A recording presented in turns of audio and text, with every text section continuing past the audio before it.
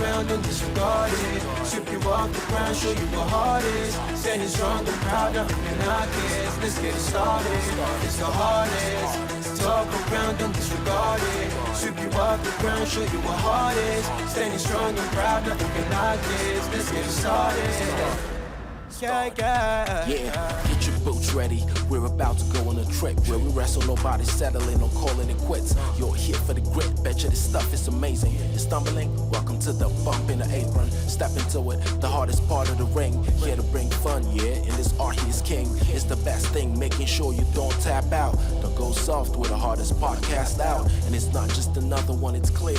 Off the rest, in this content, none contest. Take the nonsense off the steps. You know it's nothing but pure gems when it's coming off the chest. Get it? Now it's time to sit and relax. Get your mind blown away, ain't no skipping this track. Have you paying more attention, no listening gap. Get everything I ever wanted, no giving it back. Yeah. What's up, everybody? It's your boy, the hardest part of the ring, known by my uncle and my cats and Barack Obama as Kyle, and we are here today. Welcome to the Apron Pump, by the way. I'm so rude of me not to welcome you here. But boy, howdy, suck me off and call me Bertha. We have quite a show today, covering a little something called Progress Wrestling. Big 2-0.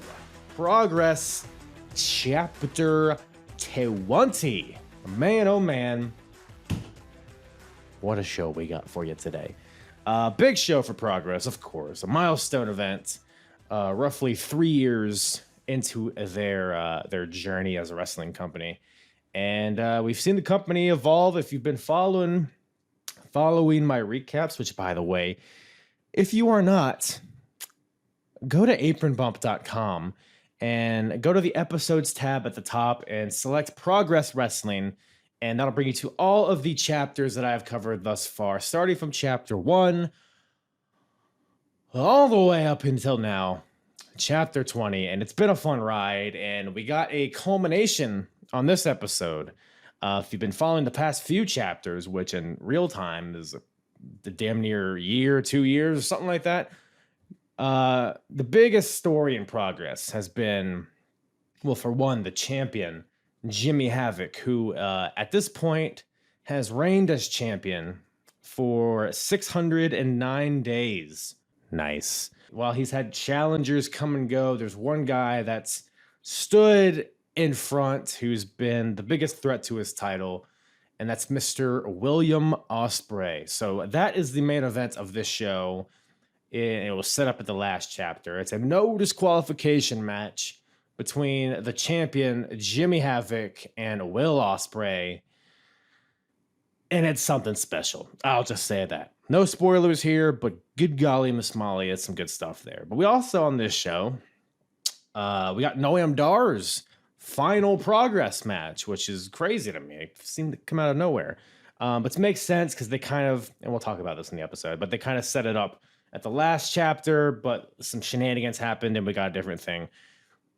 That was the worst attempt at a tease that I've ever done in my life. And I've once strip teased before, so that's saying a lot. But so Noam Dar's gone, I guess. We got a Thunderbastard match, the second ever, and this is some good stuff there. Lots of stars in that match, and and Bubblegum's back. Aren't we all having fun? Aren't we all glad to see Bubblegum again? Fuck this fucking guy, dude. Me and my guest, we fight over this, but he almost turns me around, but I still think I'm in the anti Bubblegum camp. But we'll see. We'll see. But speaking of my guest, who is he? Who is your guest? Hardest part of the ring. Ross from the Wrestling Should Be Fun podcast, returning to the show. One of my go-to experts in Progress. Hilarious dude, great podcast. And it's a funny group of blokes over there. Wrestling Should Be Fun. Go check out the Wrestling Should Be Fun podcast wherever you listen to podcasts. Follow them on Twitter at WSB Fun, right? Yeah, at WSB Fun. Follow them on Instagram at Wrestling Should Be Fun, all one word. All their info in the description below, as always. But a really good group of guys over there. We'll be having Dom from the same podcast on in a future episode. So they're kind of my farm system for Englishmen. So that was just a weird sentence to say. I'm sorry. But anyways, we're here. We're queer. Let's get to it. Progress Wrestling, Chapter 20, with myself and Ross from the Wrestling Should Be Fun podcast. Yeah, I'm in a situation now where I have to go in 2 days a week, which I'm not happy about. I'm pretty much the same thing. Actually, it's 3 days a week I have to go in, which is like, man, I should be happy about it. But ever since I was working from home every day, it's like every time I have to go in, it's like, man, I guess there's coal miners and shit out there. So how can I complain, really? Well, Michael Cole fans.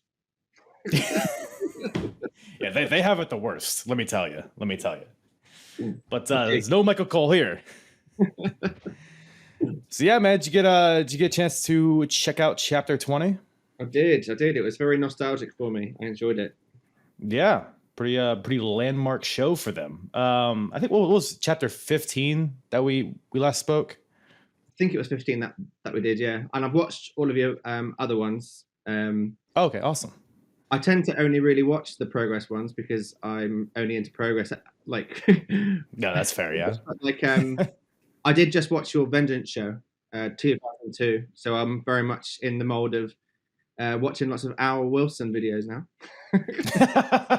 Did I get you all hot and bothered? Is that a Pornhub category? It probably is. If it exists, then, I mean, there's porn about it. What a way to go. If I had to pick away, it'd be having intercourse with Dawn Marie. So fair play to him. But anyways, so wrestling, right? But yeah, actually, I did actually want to get your thoughts quickly on the first super strong style, right? I always get that wrong. Super strong style 16. Yeah. Because we have it returning here in a little bit for Progress. But were you in attendance for the first one? Because I know you go to a lot of these shows.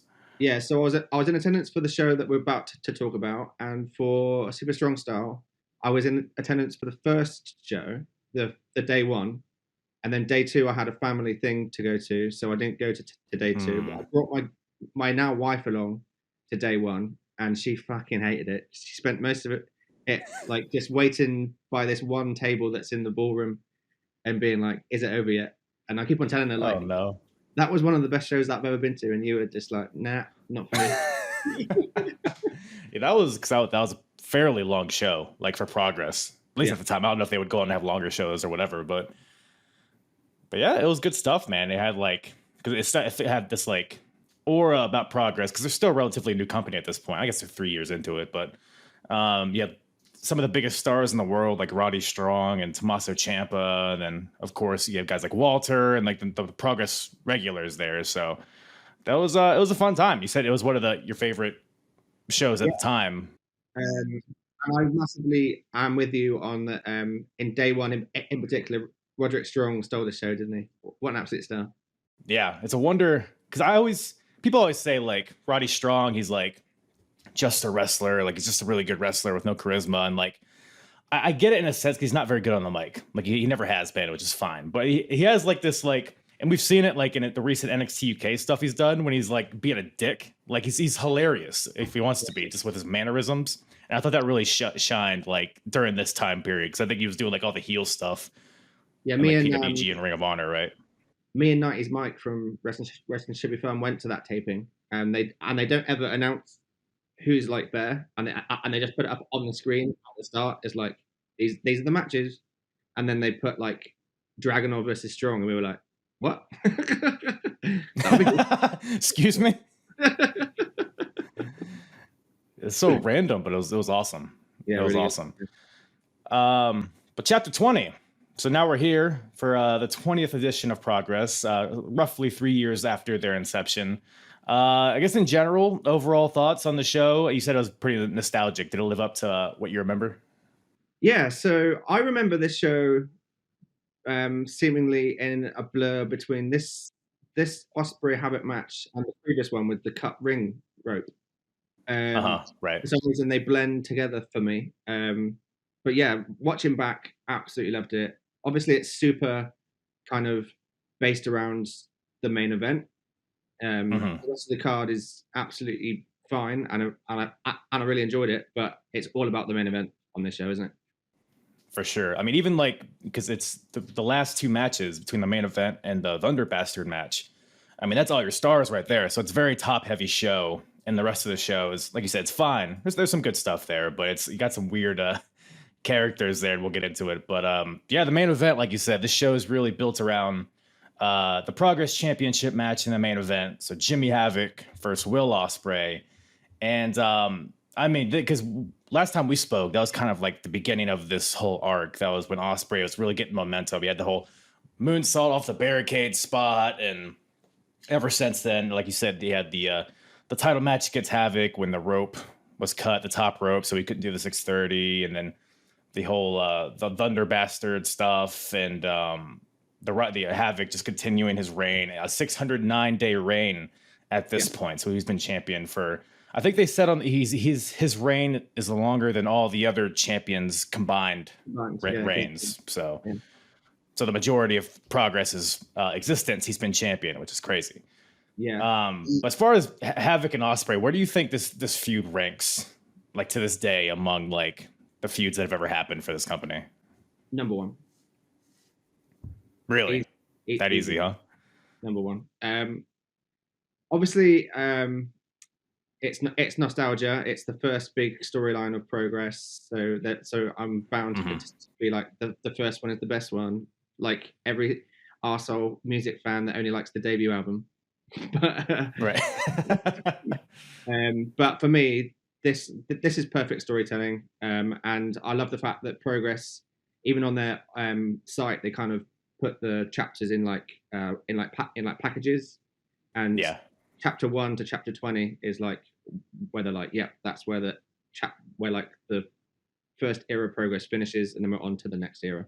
It's quite interesting because we kind of first spoke, I think chapter 9 was it? I believe so, yeah. The like very start of Jimmy Havoc's heel turn, and here we are at chapter 20 when his title reign finally comes to an end, and the progression of both Havoc and Ospreay from where they were on chapter 9 to here, unbelievable. Yeah, and it's just been so organic. Like it's sometimes, because I'm watching these like so like rapidly, that I forget how long that has been. Yeah. It's been several years. It's only been like 10 or 11 chapters. So Ospreay, you can see like his progression from the early days. I think it's one of his first matches was against Mark Andrews, and he was so like, he's still like in chapter 20, Will Ospreay's still very much like the high flyer guy. He's still kind of skinny, but even he's like bulked up even since we first saw him in Progress. And you can like start to see like where he is today, because right today he's still high flying, but he has a lot more like elements to him. He's got, the striking, the power moves, and the charisma. Very different charisma nowadays, obviously, because he's one of the biggest dicks in wrestling. But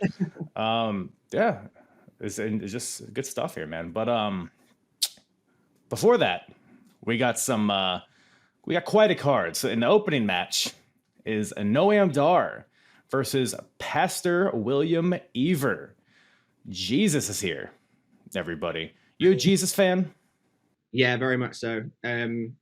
He was a big character around this time for Progress fans. Someone that you could really get behind. One of the guys that was trained from the Projo. So obviously the crowd got behind all those guys. We'll speak about someone else later in the show from Projo that played a part in a storyline. And yeah, the personal Jesus theme music, the look, the like move set. People just loved him, and I can see why they were quite clever here actually, because obviously this was supposed to be Mastiff versus Noam Dar after the Super Strong Style storyline that they went down with the kind of like Dave Mastiff being a bastard, which is what it says on his pants. He is a bastard. To Noam Dar.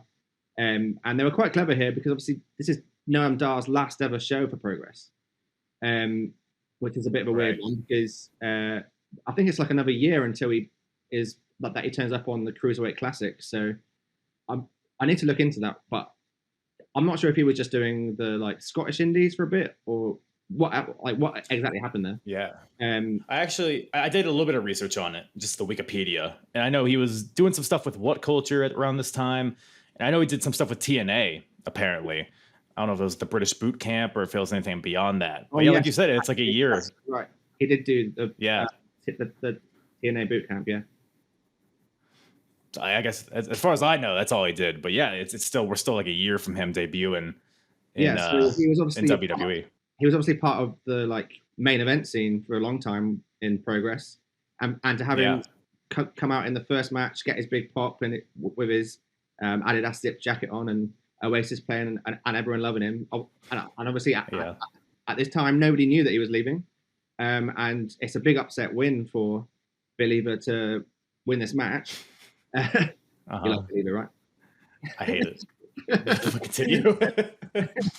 But like, I just love the fact that they kind of like thought on their feet and were like, okay, so we can't do the storyline send off that we wanted to do for Noam Dar and Mastiff, but here's an opportunity to put someone over that's lower down on the card and having them beat someone like Dar. So I think from a booking standpoint, I absolutely love this. Yeah, it was very interesting because like I had no idea this was his last match until the end, which kind of alluded to it. But yeah, like you said, it was supposed to be Dar versus Mastiff, which at the last chapter it was set up because they've kind of been costing each other matches, and in the super strong style, Dave Mastiff, I guess, gave Dar a concussion, and there was a beef there because you wouldn't let up, but then Mastiff was like, you wouldn't want me to let. It was the whole thing. So they were kind of setting. It looks like they were trying to establish like an important match for Dar's last match. I don't know if they knew at that point or not. But yeah, unfortunately, that couldn't happen. So that was all for naught. But yeah, like you said, definitely a good decision to build up an up-and-comer, a pro Joe, a graduate, and Believer here. Yeah. But and you got Jesus versus a Jew, so there's some storyline aspects there we can come up with. It's built in, isn't it? Yeah, I think Dar even yells something about how he's Jewish, dude, Jewish, so fuck you or something. I don't know. I'm paraphrasing. But it's a solid match. I love that at the start why they do the handshake to like prove that they're both babyface, and so that the fans can kind of just enjoy the match and have their chance and stuff. So that like there's no need to kind of get angry like they would with Nathan Cruz or Jimmy Havoc. So it's like a good time match. Right. And the first thing that they do is the handshake, and then he turns it into making Noam Dar do the prayer sign, and then he's like, no. I've been duped. So good. Yeah, I mean, Progress fans, they're always going to be chanting shit all the time. But with Dar and Believer, these are two of the guys. You got Dar, like all the chants with Dar, and then Jesus. I mean, that writes itself. So kind of just the match is in the backdrop, honestly, in some ways. But yeah, like you said, really upset. I did not expect this at all, but because Dar is kind of dominating a lot of the match. At some point, he like kicks Jesus off the top rope and then attacks the leg majority of the match. But a clothesline from heaven from Ever gets the win out of nowhere. So Believer wins, and then Noam Dar gets up, he leaves, and he grabs a shirt that has like chapter 1 on it. So I thought, that was weird. And he's like waving. It's like, oh shit, is Noam leaving? Because I was really into Noam Dar in his Progress run. He felt like a big deal. Even nowadays, I love Noam Dar. It's like, shit, that's it. I thought I was hoping his run would be longer, but I guess with the Cruiserweight Classic and stuff coming up, there's bound to not be that much Dar in Progress, but yeah, it was like you said, kind of a not lackluster, underwhelming maybe exit, but I guess what else is there for him to do there? He's already had a title shot and it's been involved in the main event stuff. So, but for what it was, I enjoyed this. It very much felt like, even though he was like 22 at the time, he very much knew that, like, I'm saying bye to Progress, but I'm on to bigger and better things. Like, he knows. Yeah, yeah. Two of my favorite things from this match actually were the fact of seeing him wrestle as a babyface again after a long time. Because as soon as he joined WWE, pretty much they made him a heel, didn't they? And he's pretty much not been a face since. And whilst like he's very charismatic and he does things that make me laugh almost every week on NXT UK, he's still a heel with Shah Samuels. So Right. just seeing him be a babyface here was like just an absolute joy. Like he's just a really likable dude. I don't quite understand why they've had him heel so long. I think he's due a babyface turn at some point. And my second favorite thing was, did you notice the like bar of feedback that randomly came over the PA, and everyone was like, "Oh, something's happening," but then it was just, Yes. it was clearly something just went wrong, and then everyone started singing CM Punk chants for the cult of personality. Right. Yeah, because it was like like the beginning of CM Punk's music. That happened like during a few matches. I don't know what the hell is going on back there, but people getting excited. Maybe they need a new soundboard. Yeah. God, the budget's increasing, hopefully. So maybe one day they'll get a new one. But yeah, man. So, but yeah, Noam Dar, he came in because I remember watching his debut in WWE, and at the time I had no idea who Noam Dar was, and I believe he debuted in Scotland, right, or somewhere over there, or somewhere where they knew him, because he came out on Raw to like a huge pop, and I was like, the fuck is Noam Dar? So, but now with hindsight, now that I've seen his journey, like I need to go back and watch it because that's awesome. Yeah. That's good shit. Yeah, he was obviously huge in the British like independent scene for like those 2-3 years, and it seemed like he was going to be one of the like, had he stayed, there's every chance that he could have been a Will Ospreay or a Jimmy Havoc, really, with progress. Yeah, so versatile, so charismatic. He could be a good baby face, a good heel. So, but yeah, he's in NXT UK, so his job's probably safe for now. Going back just briefly, Carl, what's your view on the new commentary team? Thank you. I meant to bring that up, but I forgot. So yes, the new commentary team. It's no longer, what was it, Jim Barnett? Jim Barnett is dead. It was let out that he's died. Man, that's rest in peace, Jim Barnett. We hardly knew ye. But yes, the new commentary team, Glenn Joseph, who is the co-owner of Progress, and a friend of the Apron Bump, RJ Singh. So these two guys are on commentary, doing live commentary now. So they have a gold table set up. I thought their commentary was good. I thought the audio was a bit wonky at times, but obviously not their fault. But as far as the commentary goes, I thought it was solid. I don't know. What'd you think about it? Yeah, it's obviously a big improvement in terms of what you would expect from a commentary compared to Jim Barnett, who we spoken about in the previous ones, that he was going for that kind of Gordon Soley, like kind of muted commentary vibe, right? Which is fine for NWA in 1980, but for like independent wrestling in 2015, it kind of just felt a bit out of place. Glenn in particular, he was quite understated here. The longer that he gets into his commentary role, he was quite well known in the British wrestling scene as someone that was just a kind of a shouter on commentary. There was a meme that like went around of a picture of him on the commentary desk that just had the subtitle of Glenn Screams. Good to know. Yeah. Hopefully because every time they like got loud, like the audio would clip. Right. So other than that, hopefully they figure that out before he starts screaming all the time. Yeah, you'll notice that moving forward now. I'm looking forward to it. Thank you for that. I'll tell you what I'm not looking forward to is Bubblegum. Oh, mate. So we're gonna have a fight about him. I can tell that we're gonna have a fight about him. Yeah. You are you a Bubblegummer? I'm a Bubblegummer, not as a person, but as a wrestling character. Okay, you know what? I guess that's fair, because like Bubblegum.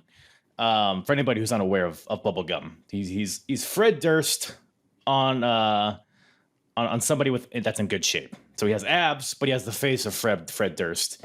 He's like a little bit of Val Venus, a little bit of Rick Rude. I don't know. He comes out here He has a Manchester City, right? Yep. Kit jersey. Kit. Yeah, there we go. I'm learning. But yeah, he comes out with the Man City shirt and a hat, and he walks out there and he just keeps sticking his hand into his trunks and then pulling them out, throwing up the two fingers. He just does it over and over again. Like, God, and like his hands must smell atrocious. And at some point, he sticks his hands in one of the guy's mouths. It's like, tell me about this Bubblegum and why you're his number one fan. Well, last time that we, last time that we was on, I was a big fan of Sticks, and you couldn't quite understand the Sticks thing.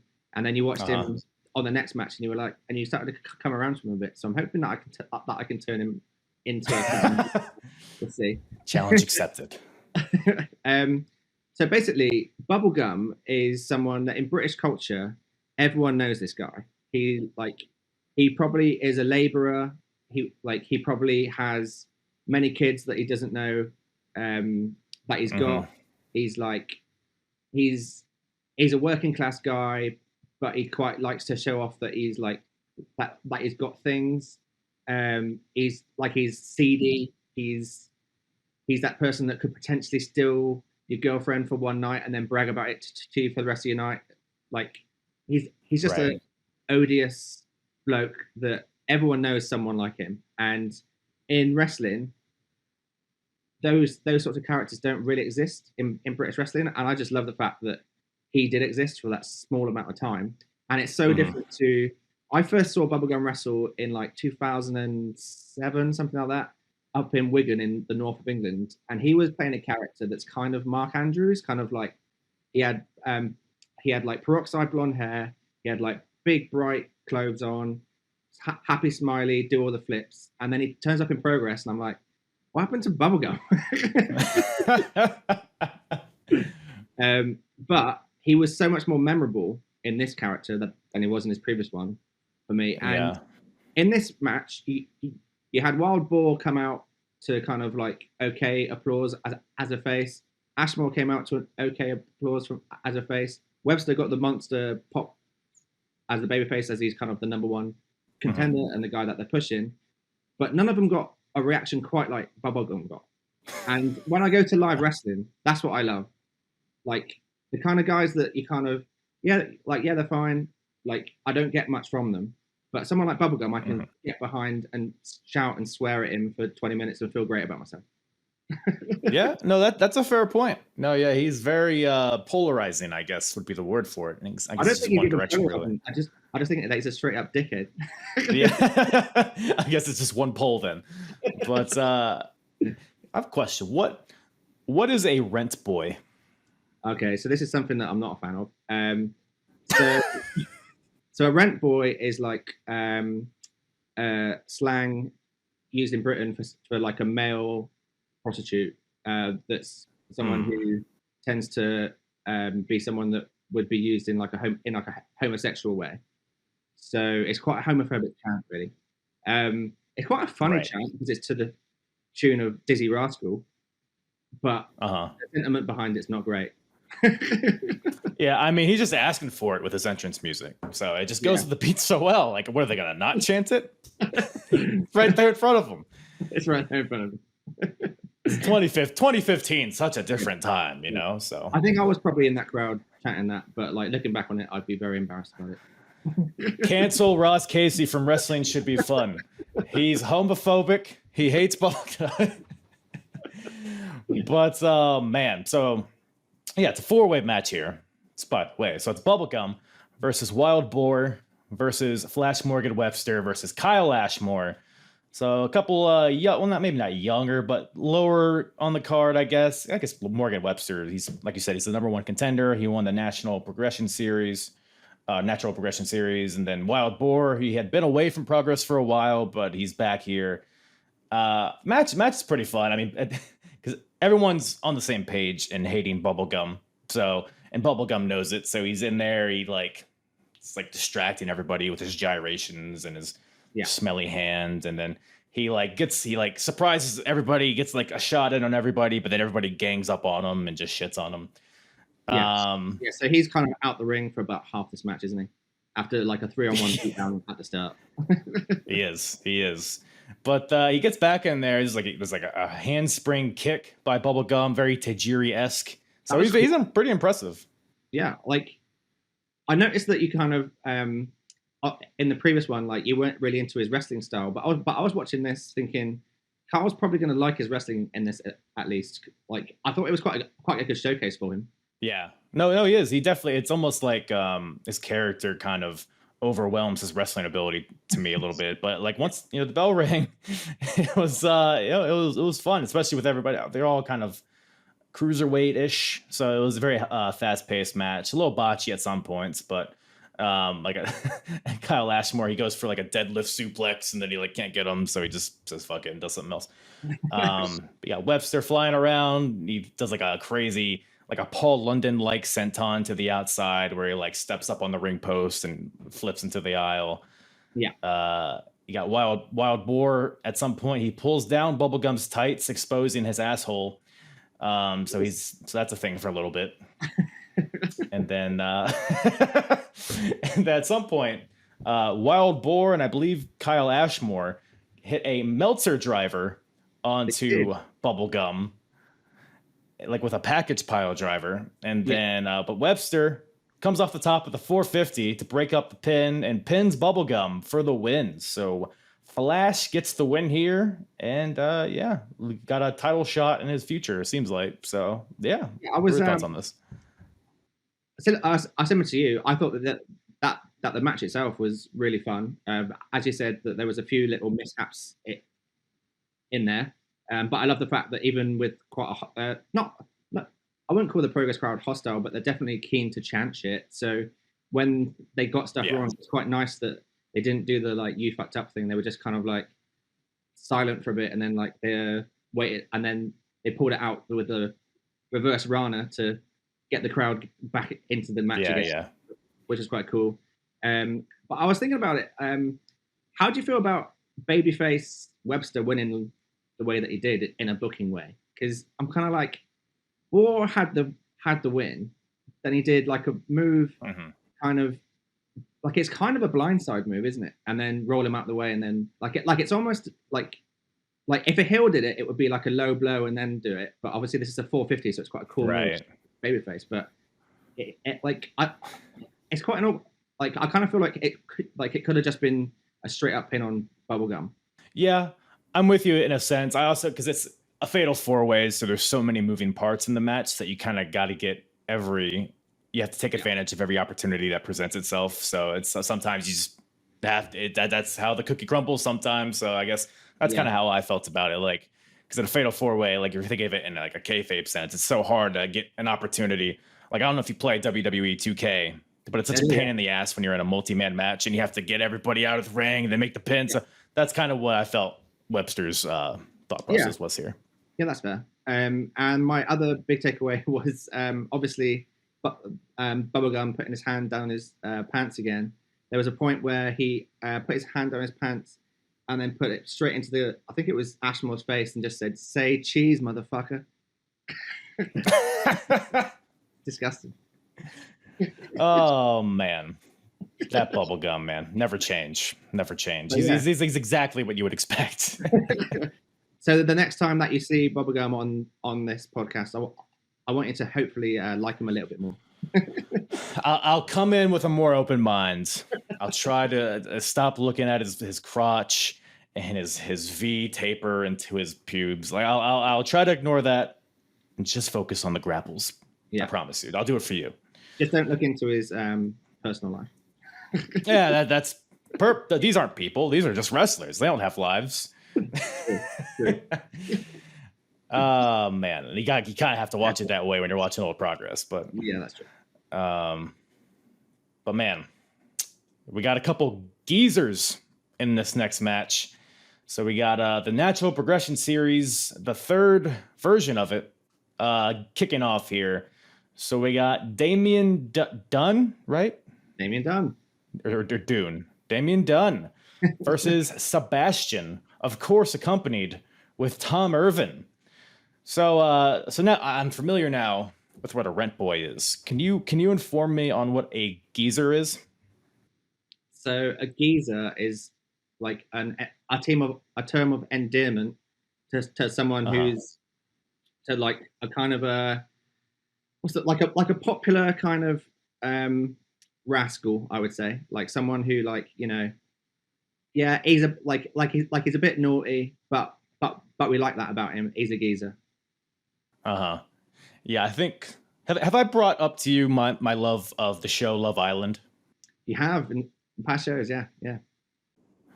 So it was like one of their first seasons. There was this guy that kept calling people geezers. He's like, "Oh, I don't know. Oh, this guy's big geezer." Like he talks like that. I don't know what part of Europe that's from, but I'm like, these guys aren't old because in America that means an old person. Does it but really? I was confused. Yeah, so I was like, okay, what? So why is he calling him a geezer when he's 25 years old? But apparently, yeah, like you said, it's just so I've become accustomed to it through watching the reality show Love Island. So Right. I was not completely in the dark, but I just wanted to get your get you to clarify for me, so that I can follow the storyline. Oh yeah, because this match was storyline heavy. Oh, super, yeah, because you have there's some geezers here, right? And then you got Damien, who so I don't know much of anything about Damien Dunn. I don't know if he went on to do anything significant after this, but he felt very generic, I guess would be the word. Yeah, so this is another wrestler who, on your journey on watching Progress from chapter 1, I'm sure that you've seen characters that start off as generic and then find themselves and then blossom, similar to Zach Gibson, Right. for example. Yes. Yes. So this is where Damien Dunn is the number one Damien Dunn, and it is generic as hell. You're absolutely right. It doesn't set him apart at all. He only becomes a thing in Brit Rest really when he becomes part of the anti-fun police, which is the exact opposite of our podcast. So you guys got heat with them.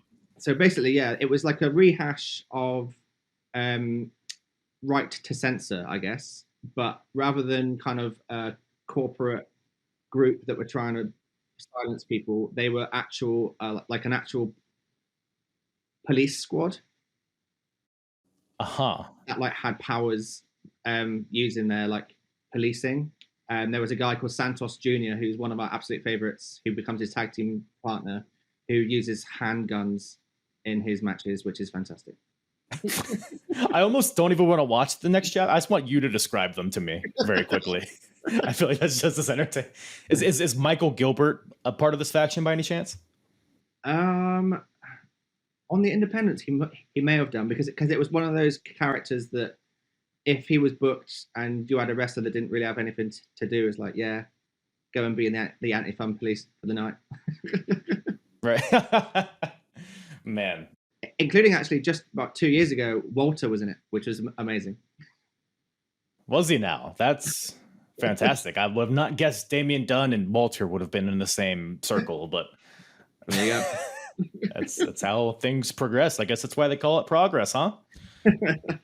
Or regress for Walter. Oh boy. Well, it's Gunther, by the way. How dare you?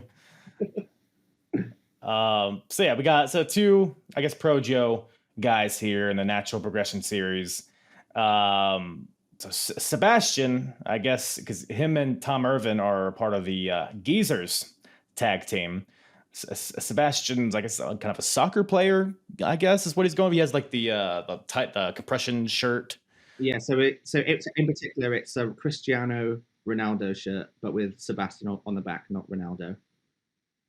I see. That's fun. That's fun. He tries, and he has like a signature goal celebration that he does, and that's what he was attempting to do at the start when Damien attacks him, and that sets apart the heel face narrative because Damien Dunn comes out to generate music, and nobody quite knows if he's a heel or face. So it's that awkward kind of, hey, let's find out. How are you doing? So when he like does that, it obviously shows that it's heel and face. Mm-hmm. Well, so Sebastian. So the match is what it is. It's a decent match. Nothing to write home about, I would say. But at some point, Sebastian hits a spear. He gets a 2 count. And then he goes under the ring and pulls out some scissors from under the ring. And now, from the progress that I've watched, I've been conditioned to think that if somebody pulls out something sharp from under the ring, they're going to stab their opponent in the face with it. So that's what I thought was going to happen. Was not the case here. He just cuts the turnbuckle pad off with the scissors. And does that even come into play? I don't even think the exposed turnbuckle comes into play, does it? It does, because when the referee's dealing with that, Dunn does a move that he has him for like a visual pin, but the referee's messing about, so it kind of goes like, even though it was him that was trying to utilize it, it goes not in his favor. Right. At some point, the geezers, they do the waza headbutt. So Tom Irvin gets involved here. I think they call it the copyright infringement driver. That's correct. Yeah. So basically, the geezers, like the whole idea behind the geezers is that like they were a little bit wrestling should be fun in a way, where they were just very much like, let's just do all the things that wrestling fans love. So they did the was up, they did the stunners, they've got the 316 rip off shirts. They're all about kind of like nostalgia. Let's get all the stuff that we know gets pops. Like work rate in their mind is like a dirty word. Like there was a bit where Sebastian was trying to do like in-ring promo just through his actual voice and not have a microphone, but it's obviously a loud crowd at Progress and people couldn't really hear him, and it kind of fell flat, and then some guy just said, do a move. Yeah. And then Tom Irvin, who obviously has a completely different thought process to most of the fans at Progress, just said, have a day off. Man, that's it's cutting. That's cutting. You people over there in Europe just you say the most simple things, but for some reason it's just brutal. But yeah, he's like, so Sebastian, he's like, yeah, like you say, he's cutting a promo, I guess, but without a mic. But the crowd's so overwhelming, so he can't get it off. And then the guy shouts at him, and it just deflates. It's like, oh man, poor Sebastian. But things get better for them, so they do the waza headbutt, and of course, you can't just do that and not get tables. So Tom Irvin goes to get a table, but inside the ring, Dunn hits a springboard lung blower for a 2 count. But then ultimately, Sebastian hits the Geese TS. So it's like a powerbomb GTS kind of deal. And that gives Sebastian the win. And yeah, this match was pretty geese if I had to say so. Yeah, it was. It's quite interesting, isn't it? Because you had kind of the work rate match previous to that, where it was like, let's do all the moves. And this one was very much kind of, let's be very heel, be face, kind of black and white in terms of the characters, and you had the good guy win and go through to the semifinal. Oh yeah, nothing wrong with that. Yeah, yes, separating your matches, having different styles, and keeps the show flowing, paces the show well. So big fan of that kind of stuff. But then after that, we got the Progress Tag Team titles on the line. We got the champions, the Sumerian Death Squad, of course, the team of Michael Dante and Tommy End, versus the Hunter brothers, Jim and Lee Hunter. Haven't seen the Hunters in a while. It's been a few years, I think, since they've been on a Progress show. I think because this is the first time I think they've been on some Endeavor shows, but as far as the main chapters, they haven't been there since they've been at the Electric Ballroom. Yeah, Ballroom debut. Yeah. What did you think of the Hunters? So one of the first Hunter brothers matches I saw in Progress, for some reason this stuck with me. Jim Smallman on commentary described them as less cunty Drew McIntyres. So that's all I can think about when I see the Hunter brothers. But I guess, semi-accurate. But to me, when I see the Hunter brothers, I think of like Robbie Brookside, like not like 1992 era Brookside, where he's got his really wet hair and his kind of like bog standard outfit on, and the sort of wrestler that you kind of think, yeah, I can see them wrestling in front of 100 people in a village hall somewhere, and then they wrestle, and you think, actually they could easily be way bigger, but they just seem happy to be like, this is what wrestling is, and I'm not going to change for it. I'm not going to have a character. I'm just going to be a good wrestler, and that's what I'm happy with. And they pull it off. they absolutely rocked this match, the Hunters. Yeah. It's almost like if the Basham brothers were good. Like, hey, we look alike. We're a tag team. It's kind of their deal. Yeah. But the Hunters just happen to be very good. I kind of want to compare them to the Young Bucks, but they're not quite the Young Bucks. They're fast paced. Like I'm trying to think of a team like to compare them to. London and Kenji. Nah, I don't know. Imagine like Pretty Deadly if you take off all of the like fanciness.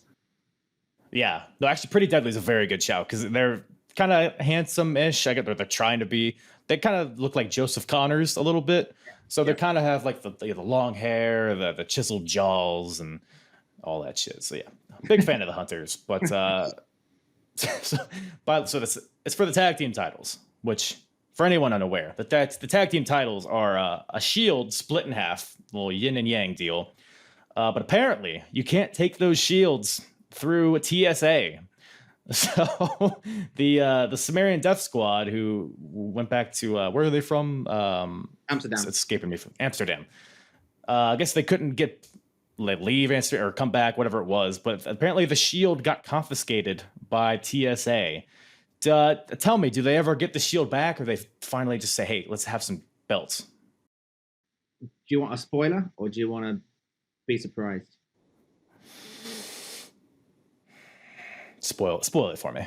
Okay, so it's actually pretty cool. So they finally do get rid of the shields, but the belt that they create is like a version of the old shield. So it kind of has the kind of like split in like the like main part of it is split in two. So it kind of still looks like the previous shields, but in belt form. It's quite cool.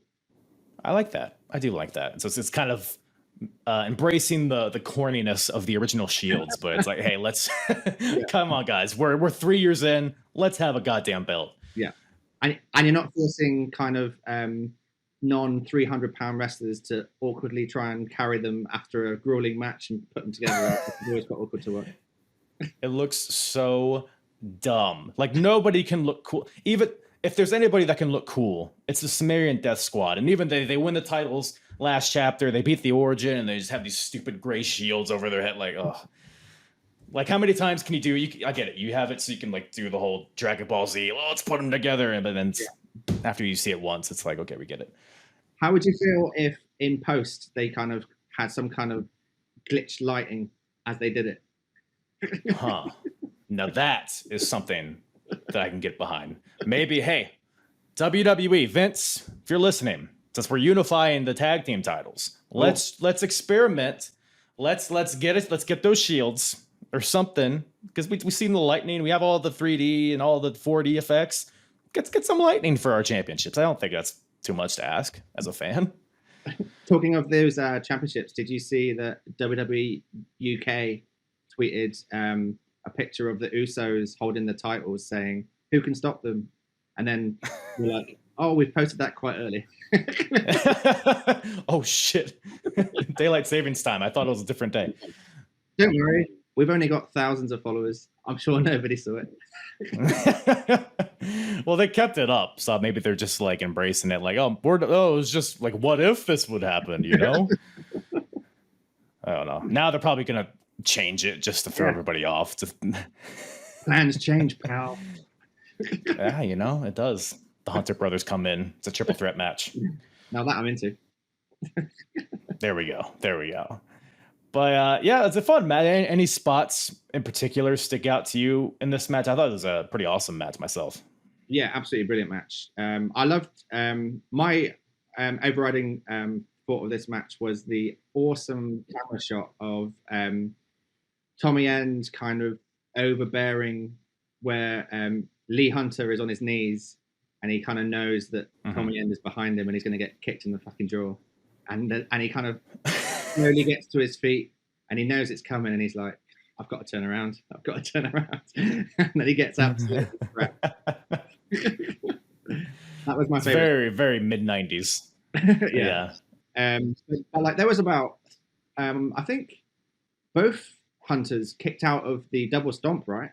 I think they might have, yeah. And then it like, and then the both at like one where the other tag team member pushed them onto it to like save it, and then the other was like a 2.9 kick out, and the crowd went crazy for that. Yeah. The false finishes in this match were really well done. The Hunter brothers even break out the big swing with a kick. So it's like with Cesaro and Tyson. That's who I associated with, or like Chris Hero. I think they would do it too. Yeah. They did it really well here. I say really well because I just watched a Ring of Honor show where CM Punk tried to do it and he could not do a big swing. So for anybody who's wondering if CM Punk could do a giant swing, he cannot. So, but anyway, there's you have Tommy End in there, Malachi Black. So he's throwing out all the kicks.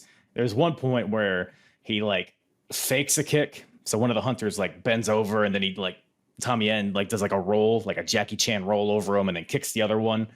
Just stuff like that. It's just so smooth. Like all the transitions and all that stuff. A lot of fun double team moves. The Hunters at one point they do like a neck breaker and the other guy comes off with a swanton from the top. Then they go that the Sumerian Death Squad, they go for the Black Mass, which at this point is not Tommy End's kick. It's the double team, the suplex throw into a slam. Yeah. But Lee Hunter pulls out Michael Dante, so they can't execute it. Hits a super kick.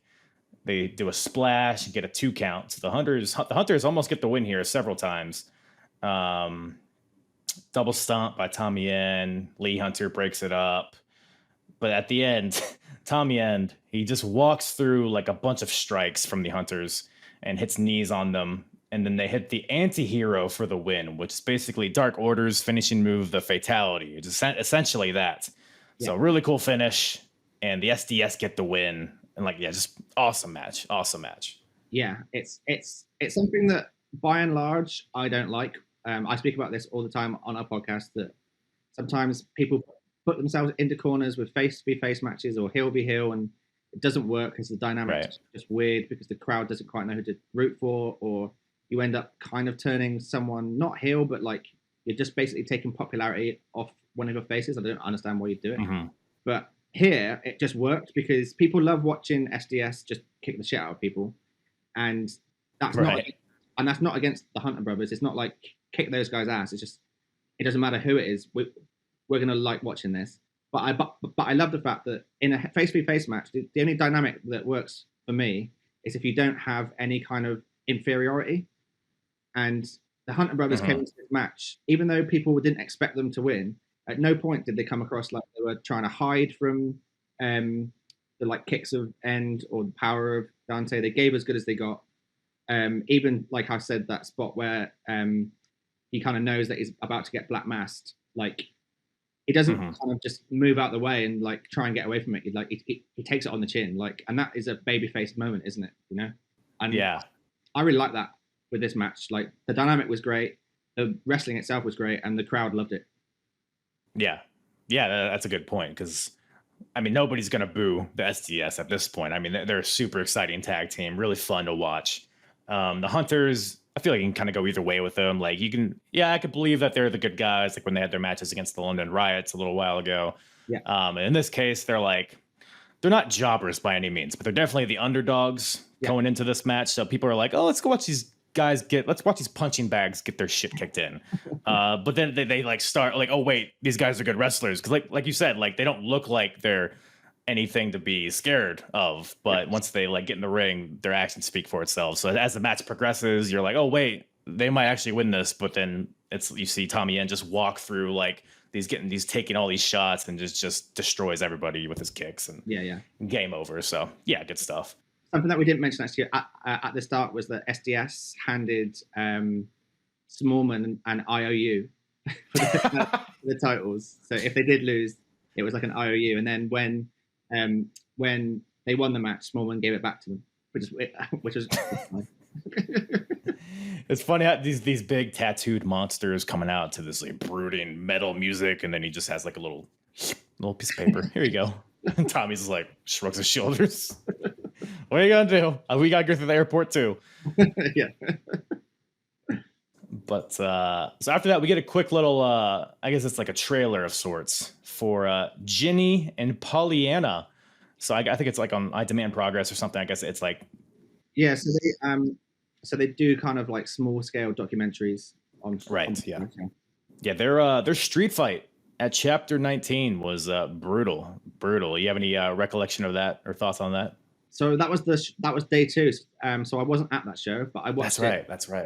So I watched it on demand, and yeah, like scary in a way that it took 19 chapters to have a women's match on the card, but once they were there, boy did they show up. No, yeah, for sure. I mean, yeah, because the women's revolution, quote unquote. I mean, the WWE had been doing it for years before that. So yeah, it's a wonder. I don't know if it's just maybe a cultural thing over there or not. Like, was women's wrestling, did it just take a longer time to become a big thing, or is it just progress being progress? Yeah, I think it was just a case of it was genuinely that we didn't seem to have the opportunities given to the wrestlers previous to that. So they were coming from a real starting point.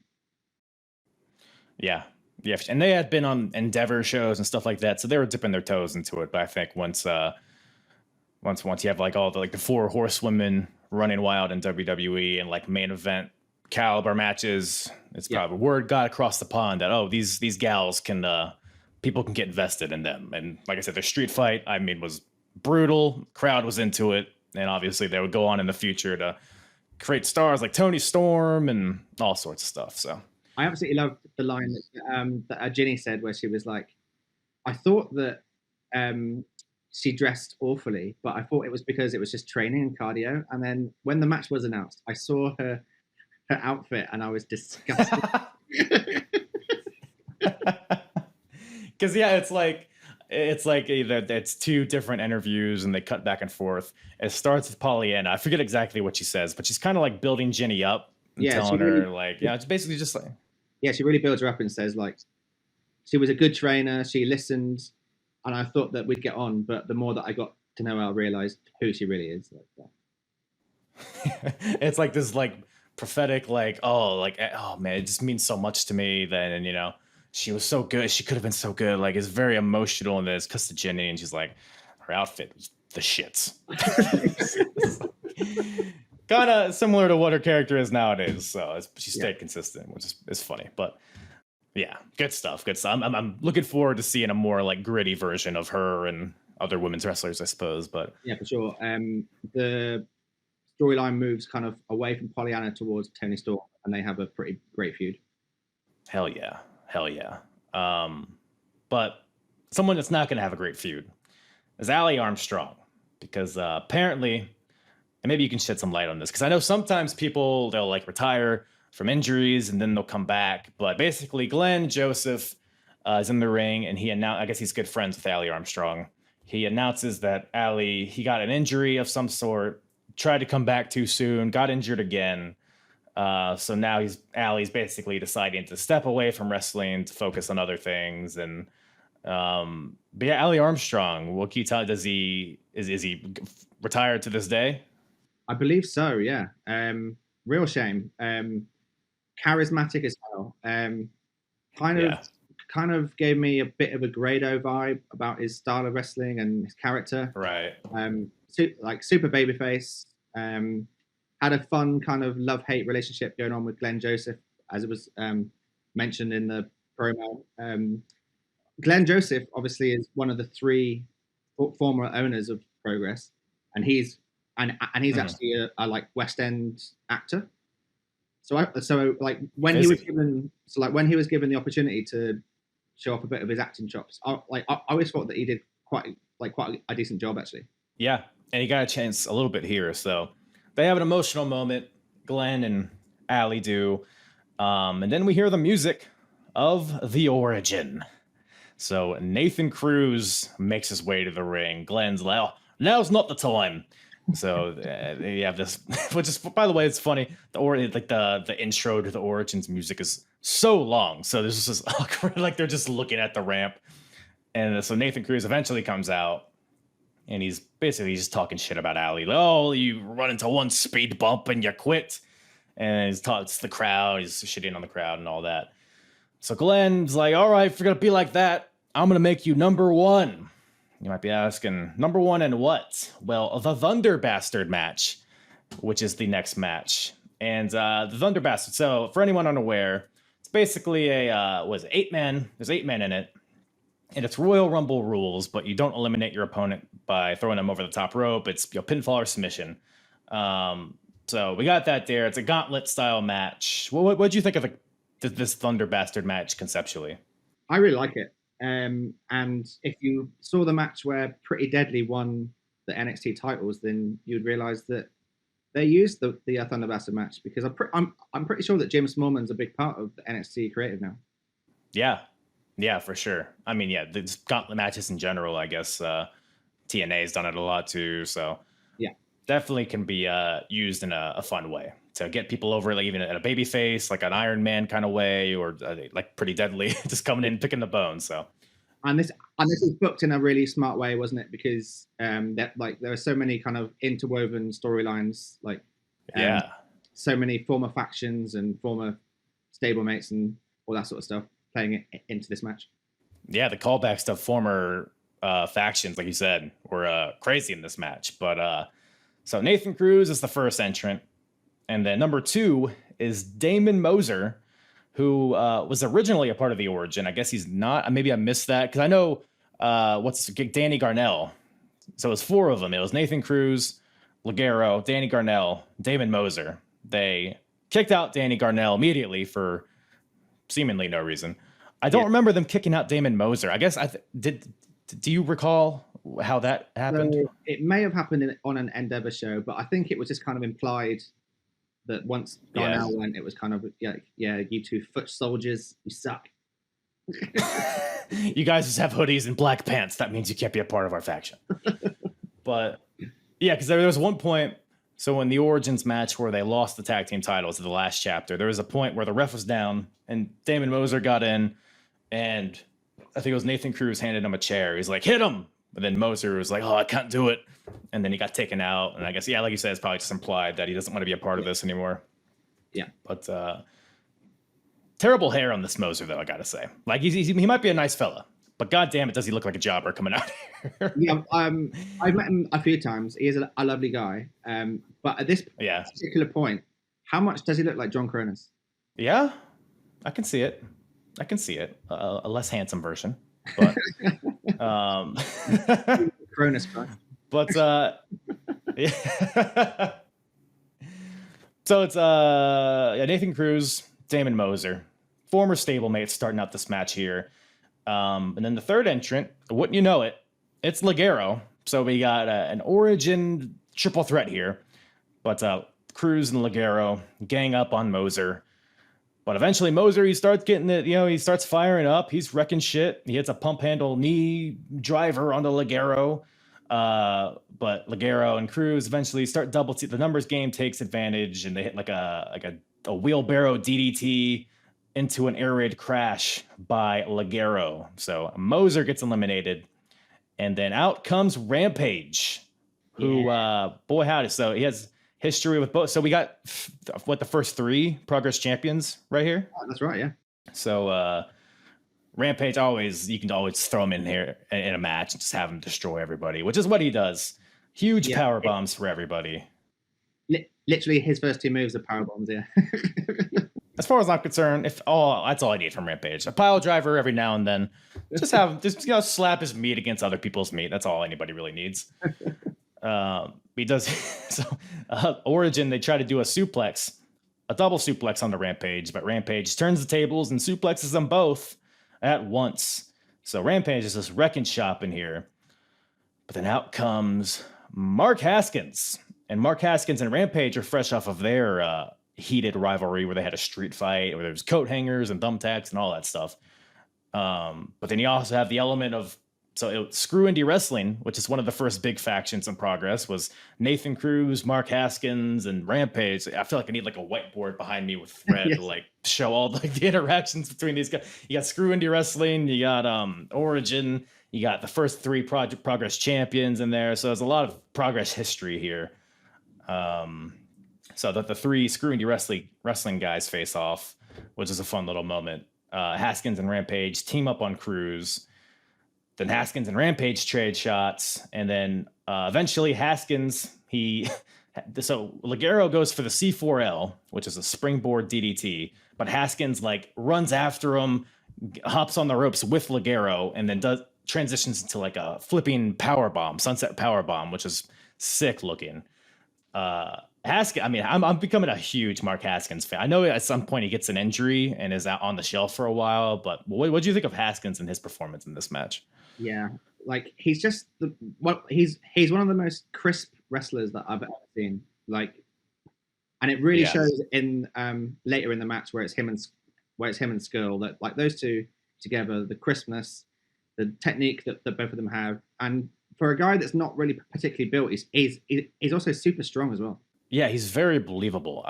He's kind of comparable to Daniel Bryan in a lot of ways. It's kind of a bigger version of him almost. Yeah. But then next is Skrull. Marty Skrull comes out. So and another callback to history. So the first ever Progress Championship match was a fatal 4-way at Chapter 1. And it was Marty Skrull versus Ligero versus Nathan Cruz versus, I think, was it Colt Cabana or somebody? It was somebody else. I forget who the fourth one was. But we got most of the first ever Progress Championship match in here at this point of the match. Yeah. Skrull's in there. The villain's here, diving on everybody to the outside. And then out comes Eddie Dennis. Thoughts on Eddie Dennis's new ring attire? This ring attire. So obviously it's based upon the Welsh Dragon. I don't mind it. Obviously, I don't mind it, but I think it looks nowhere near as good as this stuff that he wears now. But you have to remember at this point, Eddie Dennis was a weekend warrior, so he still was a head teacher at a school for the rest of the week and only wrestled on weekends. And he only became a pro wrestler like 2-3 years after this. So why put all your money into it when it's been a part-time job, eh? When you put it that way, it makes a lot of sense. Might as well just get these Nickelodeon ass singlets and just throw them on there. Bright green, bright pink. Let's start up on it. It's whatever. Eddie Dennis is fun to watch at this point for sure. At some point, Skrull, he goes for a tope onto Eddie Dennis before he can even get in the ring, but he counters it into a side slam. He catches him and hits a spinning slam onto the apron. In the ring, Eddie Dennis, talk about guys that are strong. He does he has one of the like Ligero in a fall away slam position, and then Nathan Cruz jumps up and he has him in a Samoan drop position. So he's carrying both these guys at once and then hits a Samoan drop fall away slam combo, which looks sick. So good. Like, he doesn't look like he's capable of it, but he does it he's so lanky. It's amazing, yeah. But then this match becomes a bit more geese. So out comes Tom Irvin. Was it the Geese 316 shirt? He comes out, chugs a beer, heads down to the ring. Stunner to Haskins, stunner to Skrull, stunner to Cruz, stunner attempt to Ligero, but Ligero counters. But eventually, Tom Irvin ends up countering something from Ligero and rolls him up to eliminate Ligero. So now the eliminations start coming, and then Cruz, right after Ligero gets eliminated by Tom Irvin, Cruz comes out of nowhere with a running kick to the head of Tom Irvin to eliminate Tom. That's not geese. That's not geese. And then out of nowhere, Eddie Dennis hits the next stop driver onto Rampage, which is super impressive because he deadlifted Rampage up, which is like a lifting reverse DDT. He actually held him up for like 2 or 3 seconds. Impressive. Rampage is a dense looking boy, so I'm sure that was. And that's another actual. That was another big pinfall, like surprise pinfall. Obviously had that in the very first match with Eva. Dennis pinning Rampage was big for Eddie Dennis. Yeah, which is even crazy because he's, like you said, he's like a weekend warrior at this point. I guess he's still frequent on Progress, so maybe it doesn't really matter. But he got a big win at Chapter 19 because he got eliminated from the tournament, obviously. But then they had like the losers bracket 5-way, and he won that. So seemingly they're building him up. I think we were talking about Noam Dar going over to TNA at this point. I'm pretty sure that Andrews was part of that crew as well. So I think that might be why they were trying to push Dennis here as a solo star. Yeah. Mark Andrews is. I think it was a few chapters ago that he had his last match against Eddie Dennis. So he's in TNA. He's Mandrews for the time being, but he eventually comes back, right? To Progress. Yeah, didn't they book him as like a little bit like John Laurinaitis' old character where he had that like really little skateboard?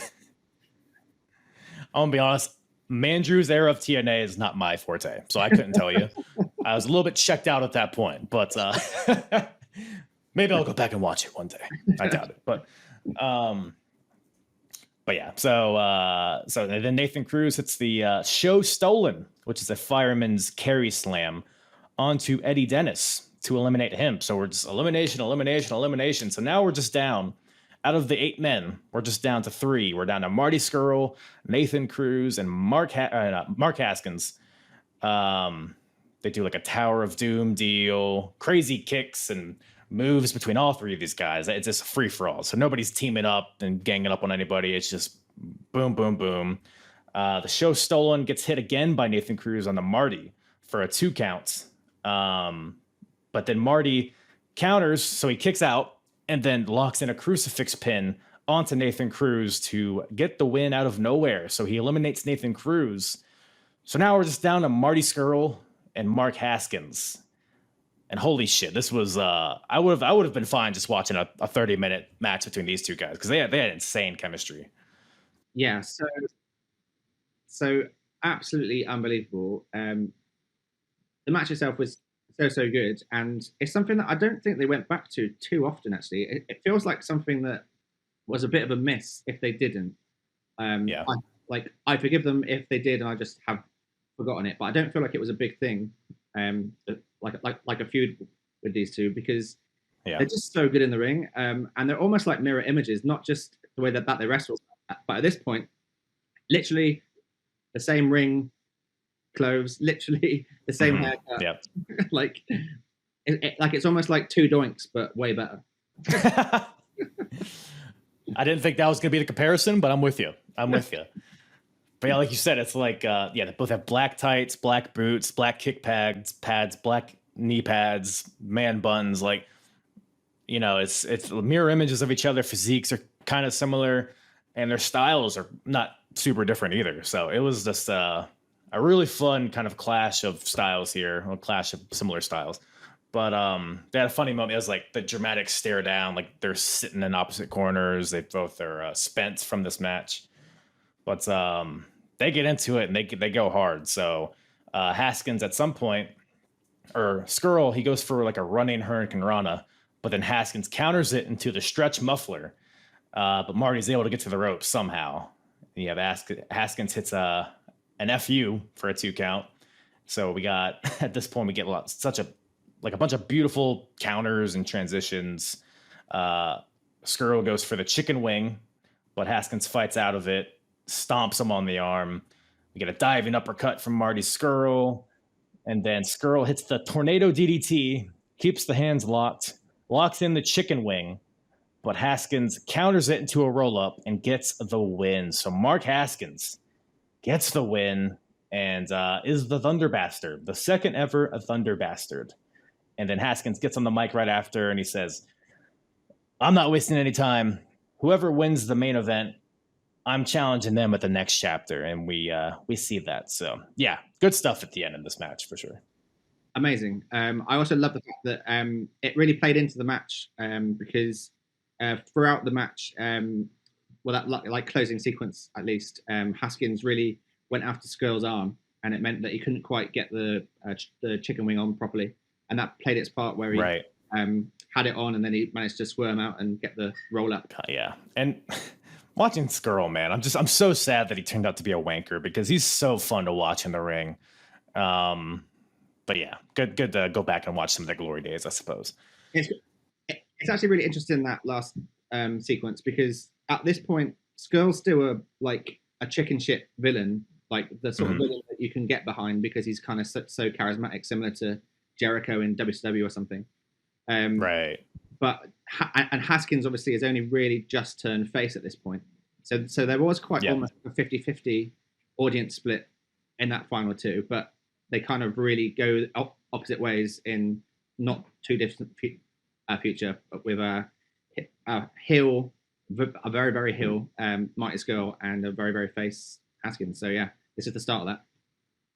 Yeah, I think everybody was just excited to see these guys face off because I don't think they've had any interaction so far in Progress, and they're both guys with who are brimming with momentum. Like the villain character is really starting to kick off here, and Haskins and his new style, and just organically getting over with the fans. So there's the pair of them together feels very much like sometimes when you get intercontinental feud that could easily be a world title, but like it's the work rate match almost. Yeah, for sure. Yeah, nothing wrong with that either. But speaking of wankers, so we got a couple of them here. So we got the main event, the Progress title, not the staff, the championship belt is on the line here in a no disqualification match. So we got the champion, Jimmy Havoc, versus the challenger, Will Ospreay. So we talked a little bit about the feud in the beginning here. And like we said, this is pretty much what the whole show is based on. Chapter 20, it's a milestone show. It's a milestone feud. And this is kind of the payoff here.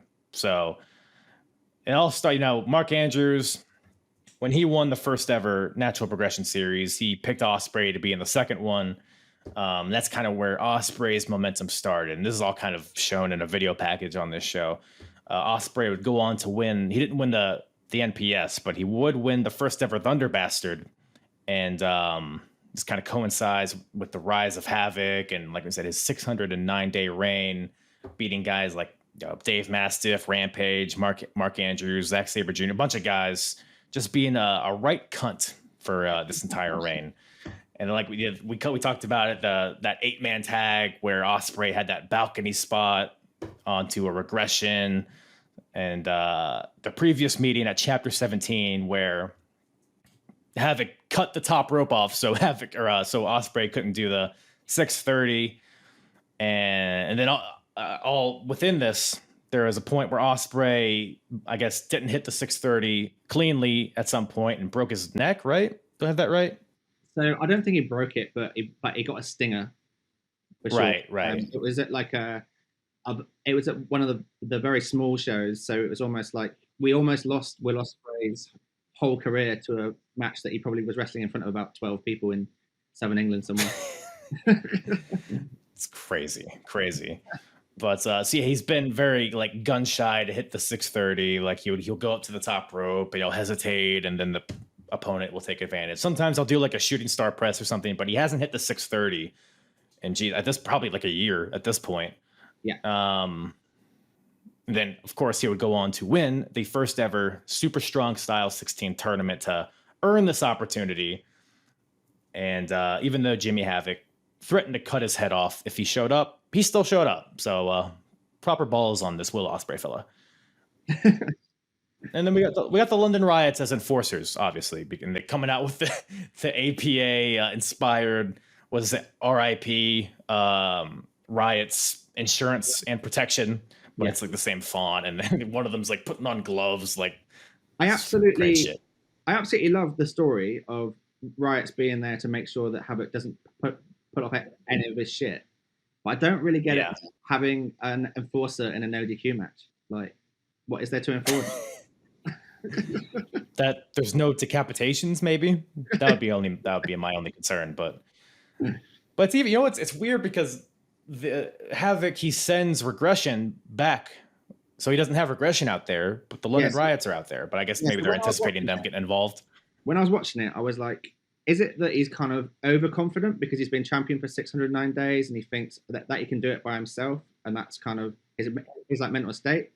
Yeah. But then I watched the match after like 6 years or whatever that I haven't seen this match, and I realized that the reason that I think they did it is because it's actually showing the cowardice of his stable, because they didn't want to do like face-to-face showdown with the London Riots. They waited for the right time where they could come into the ring and do it from like the back, so like they're taking advantage, like classic heels. So actually I went into it thinking this is fucking stupid, and I was like, it's genius. They completely turned me around. That's a really good call. Yeah, because it makes sense. It's like, why would you have stupid ass Paul Robinson out there? What's he gonna do against the London Riots if it's face to face? So yeah, it's like almost get their guard down a little bit, get the Riots like, oh, okay, we don't have to do anything. We'll just stand out here, and then when they have their opportunity, regression attack. So yeah, it's a good point. But yeah, you even posted a screenshot of this, the face off between these guys. Like you have Havoc coming out there and his like Darth Maul face paint, and then you have like the really dramatic like Assassin's Creed inspired entrance from Will Ospreay. It feels like a big fight feel here. And then they had this face off, like it's been building for over a year. Like really good stuff here. I love the fact that when Progress do like a big storyline, they try and pay off with like as much as they can. Like obviously they can't do like the pomp and circumstance of a WrestleMania show, but they can try and make it as like exciting for the people in the audience and watching at home just with the entrances. They did it with RJ Singh and Styx. Those entrances were really great, and for this one here was really cool as well. Yeah, but even they're obviously a smaller company than like a WWE, but I mean, there's something to the intimate atmosphere that how everybody just feels right on top of you, and then they do have like the big screen and the lights and all that stuff. So for what it's almost better in some ways because it feels like almost more realistic. It's less of a spectacle, and it feels like more of a fight in some ways. Did it come across to you watching that like how much that crowd was into this match? I was obviously there, yeah, and I remember it just being incredible. But watching it back 6 years later, I was like getting goosebumps, being like, "Wow, like that is." And like we spoke about how great the storyline was, and this was the big payoff to it. And sometimes the big payoff to a really long storyline, like WrestleMania this year, Brock Lesnar and Roman Reigns. It was a great storyline. It was fantastic. It was probably the best long-term storytelling that company's done for many a year, but the actual match itself was a bit of a letdown, whereas this, it really paid off. Yeah, for sure. I mean, because it's a no disqualification match, and quickly, I mean, they don't waste any time bringing out the plunder, which is interesting because Jimmy Havoc, his whole thing was like, I came to Progress to show that I'm a real wrestler, and then you guys just kept putting me in death matches and you wouldn't let me show what I can do. So I guess the idea is like, well, fuck off then. I'm just gonna do that. If you want me in death matches, I'm gonna really death match it up. I guess it's kind of the idea here, right? Chairs, thumbtacks come into play at some point. Ospreay, so Havoc's beating on Ospreay. Havoc sits Ospreay in a chair, puts thumbtacks in his mouth, and then punches him in the face with it, which is a spot we've seen. I think AEW's done it before or something. Yeah, it was in the Lucha Brothers cage match, wasn't it, against the Young Bucks? Yeah. Yep. I think even the short stint that Jimmy Havoc was there, I feel like he's done that before too. Probably. Yes. It's definitely that sounds up his alley. It's definitely one of his kinks. Is that how you would describe it? But oh man, yeah, tables and chairs come into play. Like it's immediately just a fight. I think Jimmy Havoc hits a burning hammer onto a setup chair. I remember that. Like this match live was 6 years ago, and I've been to hundreds of Progress shows since, and that's one of the spots that watching live, I generally thought that I'd seen something horrific because the way that Havoc's neck bent on that chair was horrendous. I don't really know how he got up. Yeah, no, there are a lot of spots in this match that were kind of up that vein, but so there's tacks strewed, in the corner of the ring. At some point, Will Ospreay hits a Death Valley driver, kind of into the tacks. He didn't really hit into the bulk of the tacks, but I'm sure it didn't feel nice. But it's at this point, so we got just chaos, and it looks like a tornado hit the ring. Now's the point where regression comes out. So we got Zurcher and Paul Robinson versus the Riots on the outside. They're kind of just fighting each other. I think eventually they just fight to the back, right? Yeah, that's right. Yeah, so it's left just one-on-one. Yeah, which I guess is the idea of the enforcers to neutralize that. So now, even though regression, they made their run in, they made their attempts to take advantage of it. Ultimately, it's just left to a one-on-one situation, which is not what Jimmy Havoc wants. But still, Havoc, he hits the acid rainmaker onto Ospreay and only gets a 2 count, amazingly. So Jimmy Havoc, I mean, what are you going to do when you get a 2 count with your finisher? Well, you got to hit your finisher to the ref. So that's what he does. Acid rainmaker to the referee. Table gets set up in the ring. There's like a like a botched. It looked like Ospreay was going for a superplex, but then they like lost their balance and just both went crashing through the table. Still, I mean, it's fine looking, you know. Ospreay eventually gets up and then hits a shooting star press off the top because he doesn't quite have the gumption to hit that 630, and then follows that shooting star press with a red arrow. And this is how he won the Super Strong Style 16 tournament against Zack Sabre Jr. But only gets a 2 count. So a new referee gets in there, only gets a 2 count. Havoc hits a double stomp through Ospreay through a table on the outside, rolls him in the ring, curb stomps him on the bottom turnbuckle, which just looked gnarly. It still only gets a 2 count. So Ospreay, you can't kill Ospreay apparently, but you can kill this ref because another acid rainmaker to the referee. It's like how many referees do we have? Only 2 apparently. So this forces Jim Smallman, who's ringside, of course, to take over as the referee. And this is very interesting if you've been following the arc of all of this, because when Jimmy Havoc initially won the Progress Championship, Jim Smallman was the one that had to make the count. So there's kind of a full circle moment there. And so Smallman's in there as the acting referee here. Another acid rainmaker to Will. And another kick out. So this guy's impenetrable, apparently. But maybe something that could just do the job is an axe. So out comes the axe. And so Havoc pulls an axe from under the ring and sets Will's head onto a setup chair. So he's going to... what's the Game of Thrones guy? The guy that gets his head cut off. Do you watch Game of Thrones? I don't watch Game of Thrones. I only watch wrestling. What is Game of Thrones? Who's the baby face in Game of Thrones? But yeah, so he sets up Will's head on the chair, looking to decapitate him with this axe. But Will fights out with a low blow and then hits the acid rainmaker onto Havoc and then hits the Os Cutter. And then Ospreay goes for the Essex Destroyer, but is countered into another acid rainmaker from Havoc. And then you're thinking, man, that's got to be it. Well, nope. Another 2 count. I think Havoc goes for a Styles Clash, but does he hit it or does he get countered? It gets countered, yes. It gets countered by Ospreay. And then Ospreay hits the Essex Destroyer and then goes to the top rope. Finally, after over a year of going up to the top rope and shaking and not being able to do it, finally hits the 630, hits it perfectly, gets the 1, 2, 3. We have a new Progress champion, Will Ospreay. And Jim Smallman's the one that makes the count. Full circle moment, like I said. Locker room empties. There's a beer bash. There's people jizzing and throwing streamers all over the place. Really, I mean, this is a great payoff to a long feud, I thought. And that pop, eh? Yeah, it was a relatively decent pop, I would say. Pretty good. Quite the reaction. Another little tidbit of like how well the story was told as well was on Ospreay's tights on the back was the hashtag jump tuck pray, which is what the crowd would chant when he would go for the 630 for the last year, and he would do the wobbling on the ropes and really try and G himself up, but he couldn't bring himself to like do it. So another nice little touch there as well.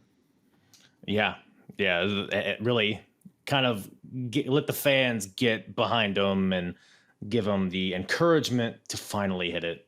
So I guess that was kind of the catalyst for him to finally go for it and gave him the win here. So really good stuff. And there's another great little bit there as well where Havoc is left by himself finally after years of having the group by his side. Like he would always have someone, if it was just one person, to help him. And like finally he's by himself. Right. And do it, you know? Yeah. There's always something. There's always something to get that dastardly Havoc a win. But everything was neutralized, and Ospreay had 700 people at his back. So I guess he needed that many people to win. So what the hell is this Ospreay doing? 701 versus 1 isn't fair, right? No, that's the shits. Yeah, this guy didn't deserve this win at all. Hopefully he gets a rematch. But yeah, man, that brings chapter 20 to a close. Any other overall thoughts on this milestone show? It just made me miss, like, well, not miss, but like British wrestling at this point felt special, and it was to a point where people like yourself probably started to hear about Progress. Was around about this time, right? Yeah, I would say so. Yeah, and you could see, I mean, it's the people involved that were watching.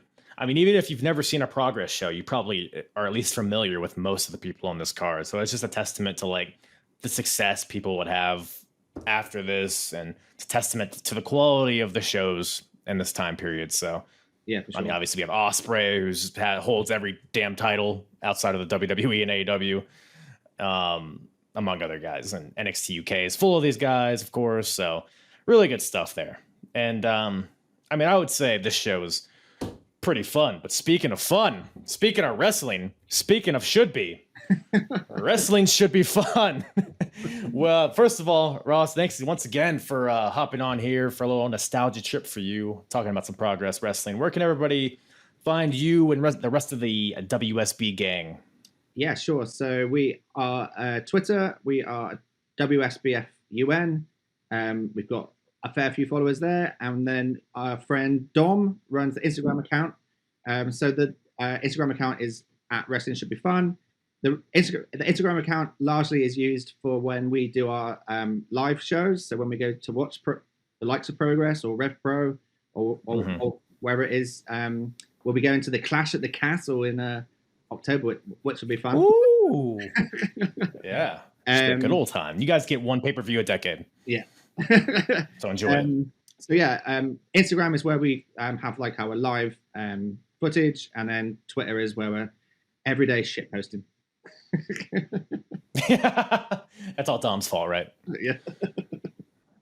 Well, I'll be having him on a very, I think either right before this or right after this. I'm gonna have him on for a little Ring of Honor action. Ring of Honor action, yeah, sure. And I saw actually that not only is it Wrestling Should Be Fun that you're having on, that you're gonna have Riley Reid on. Yeah, I'm still working that out. She hasn't gotten to me quite yet, but I'm she's probably busy. She'll probably read my tweet eventually. Trying to tempt her with some Sandman action. Is that a euphemism? Once again, thank you to Ross from the Wrestling Should Be Fun. How, you cocksucker! My cat just clawed at my elbow. Stop it. Ross, you're not a cocksucker. That's not what I was saying.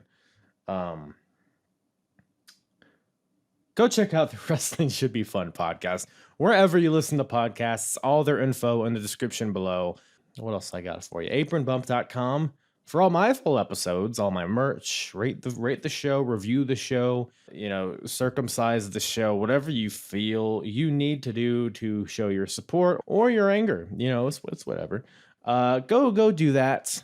Or don't. I'll go fuck myself. But yeah, that's about all I got for you guys today. That once again, do you have something to say? Come here, Glade. Come here, buddy. What you got to say to the people? Yeah.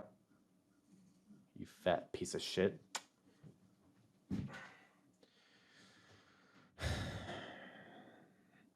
Thank you all so much for listening. I adore you all. I guess I gotta make like a pun. I don't want to make this a thing, but past couple shows I end the show with like a pun, related to the show title, and I always come up with something. But like here, like I'm, Progress. Like I'm struggling. Chapter 20, it feels like there's nothing there, really. I mean, really, I'm just not funny enough, I think. But I'm making progress on it.